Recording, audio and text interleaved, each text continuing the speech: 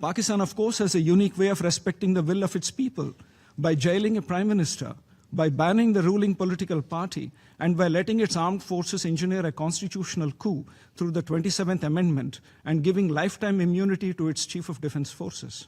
India has ripped through Pakistan's divisive agenda at the UN Security Council. This as Ambassador Harish Parvataneni condemned Islamabad's ways of disrespecting the people's will.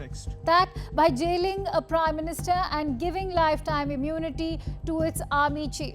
Ambassador Harish Parvataneni's strong response arrived after Pakistan's Ambassador Asim Iftikhar Ahmed raised the issues of Jammu and Kashmir and the Indus Waters Treaty.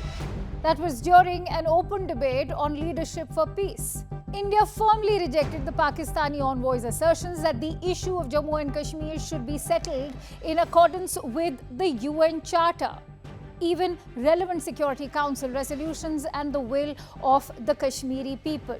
In fact, Ambassador Harish further reiterated that the Union territories of Jammu and Kashmir and Ladakh are an integral and inalienable part of India. Listen it.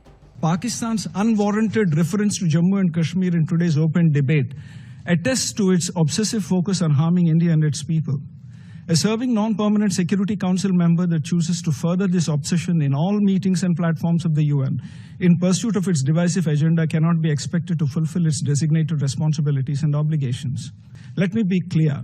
India will counter Pakistan-sponsored terrorism in all its forms and manifestations with all its might. Now remember, Pakistan's former Prime Minister Imran Khan's solitary confinement has not only been condemned by India, but the UN too. This as Khan remains imprisoned in Rawalpindi's Adiala jail since his arrest in August 2023 on corruption charges, and his family being denied the opportunity to meet Khan repeatedly. Important to note that on Friday, UN Special Rapporteur on Torture Alice Jill Edwards warned Pakistan over Imran Khan's detention conditions. This as Khan's imprisonment remains one of the most polarizing issues in Pakistan's turbulent political landscape. Edwards had warned that Khan's treatment in prison could amount to torture, inhuman or degrading punishment. Khan's family and supporters have described cases against him as politically motivated. Of course, that's a claim denied by the Pak government and military establishment. Interestingly, the statement by the UN Special Rapporteur on Torture claims having credible information that Imran Khan has been subjected to prolonged solitary confinement, spending up to 23 hours a day alone in his cell with highly restricted access to the outside world.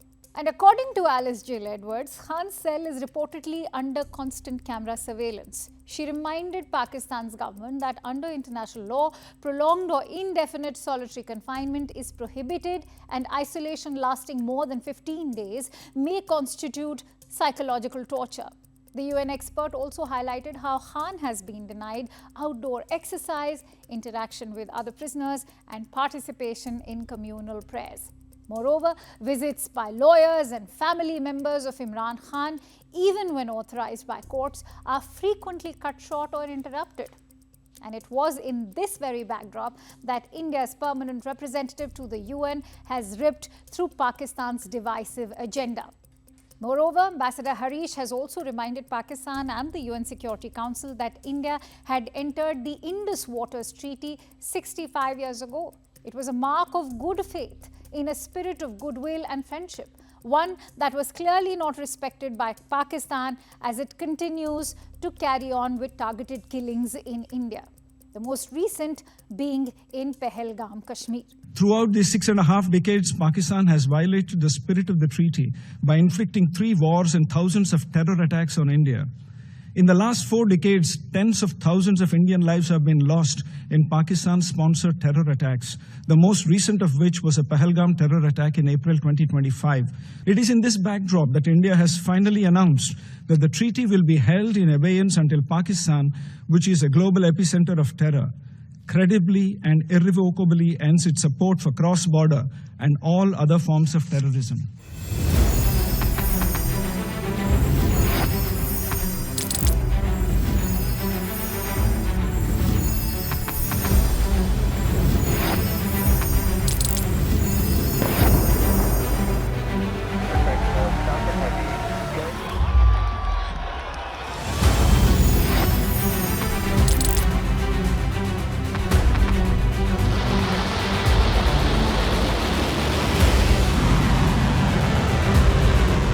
been fighting so long and so hard that they don't know what the they're doing.